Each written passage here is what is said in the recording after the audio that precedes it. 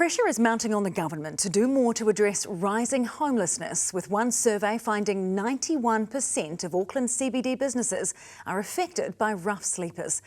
Meanwhile, housing providers are concerned people are being told to apply to unregulated boarding houses before emergency housing.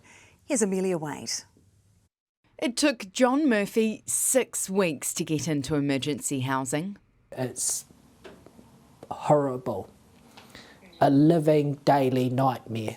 He has epilepsy, and when he was kicked out of his previous home, found himself with limited options in live-in.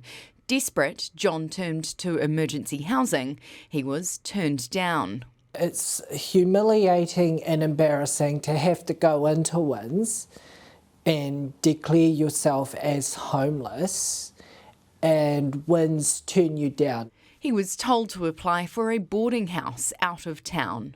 I had seen people under the influence of alcohol and or illegal drugs, and even the smell of marijuana can trigger my epilepsy. Frontline homeless charities have told us that they're concerned that instead of emergency housing, people are being referred to boarding houses, which are unregulated and can be unsafe.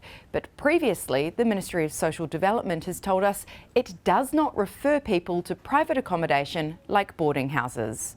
I made that clear to WINS that the streets would be much safer than going to that particular location. We put John's experience to MSD. It repeated that it does not refer people to private accommodation, but then said, however, we think it's important that everyone who comes to us with an urgent housing need is fully informed of all the options they have to avoid homelessness.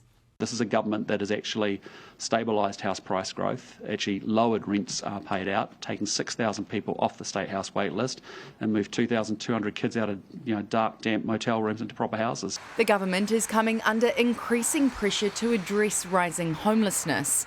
Housing providers are calling for the government to reverse its decision to tighten emergency housing eligibility rules. There is an increasing number of rough sleepers here in central city Auckland, and the real cause, or the direct cause of that, is a tightening of the eligibility. And Auckland CBD businesses are over it. They've got a whole range of things happening outside their doors, and they're having to clean up a lot of things.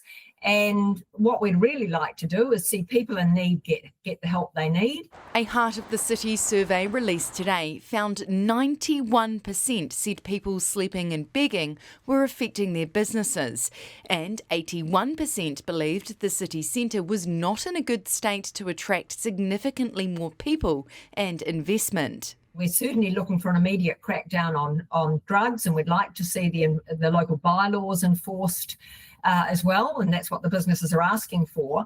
But I think we just need to get the urgency so we see that action in time for a big year ahead. Chris Bishop and Tama Potaka have met with different sector leaders to sort of say what more can we be doing.